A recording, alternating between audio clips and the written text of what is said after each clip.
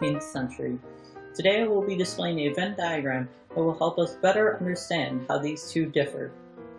These two philosophers have almost no similarities, so the focus will mostly be on their differences. First off are Locke and Hobbes' beliefs in human nature. Locke believes all men start with a blank slate, and all knowledge comes from experience and perception. This blank slate theory is known as the tabula rasa, which is Latin for blank slate. He believes human nature is kind, unlike Hobbes' beliefs. Hobbes differs completely, saying man is cruel, solitary, brutish, and short. He believes there needs to be a higher power that can control everyone to keep order. Hobbes and Locke's views on people also affect their views on government. Since Hobbes thinks man is cruel and cannot be trusted, he believes in a monarchy-type government where there is one all-powerful ruler. He thinks you can cede your rights to the government in return for your life. Locke is on the other side of the spectrum. Locke believes all people are born with the rights of life, liberty, and property. Because Locke believes in these natural rights, he is in support of a democratic-type government. Locke believes separating power is best, so no one person is in charge. Back to the topic of what Locke and Hobbes think about people. Locke thinks that people can decipher what is right and wrong for themselves. They don't need someone else to tell them what's right and what's not. Everyone has a mind of their own. Hobbes, once again, is on the opposite side. He theorizes that humans cannot distinguish between what is theirs and what isn't. Without order, chaos would occur.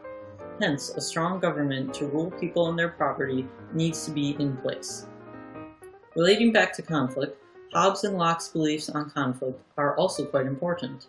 Hobbes believes people cannot know good and evil, and in consequence can only live in peace together if they obey an absolute power of a common master. Locke, on the contrary, thinks all people are at peace. Sometimes there would be disputes between people, but no one can stay mad at another for too long. Locke thinks peace is everywhere and in everyone.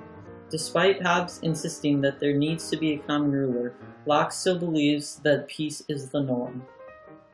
With conflict, there needs to be some authority in the event people do get into a dispute. Locke and Hobbes' views on authority also oppose each other. Locke thinks authority is meaningless.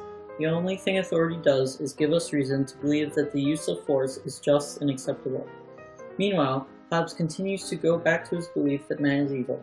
He believes the concept of a just use of force is always authorized. Any justified use of force is authorized and okay in his eyes. Despite all these differences, they do have one thing in common. Hobbes and Locke were both philosophers that changed our world.